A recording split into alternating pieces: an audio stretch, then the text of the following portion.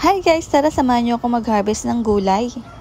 Noong nakaraang buwan nga ay bumili ako ng mga seeds para itanim dito. Ito nga't nagpunla ako ng mga bok choy tsaka pechay. Yung iba nga ay nailipat ko na sa malalaking lalagyan. Eto't may tanim pa ako ditong spinach. Medyo maliit pa siya dito. And meron din ako ibang tanim na mga sile, kamatis. Ito, yan, Baguio beans yan. Tapos, carrots. Ayan. And lettuce. Ayan sila. Maliliit pa sila dito. Ayan, yung iba nga wala pang tanim. Pero ngayon, may mga tanim na yan. Naipunla ko na yung iba dyan.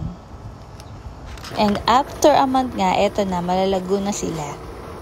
Ito yung spinach. Nagtanim talaga ako ng spinach kasi gusto kong gumawa ng creamy spinach pizza.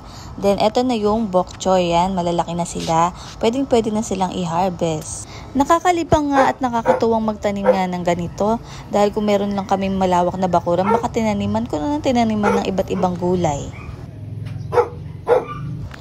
Kukuha nga lang ako ng kaunti pang lahok lang sa gulay. And then, yung iba ay magbibigay ako sa nanay ko. Pang gulay din nila.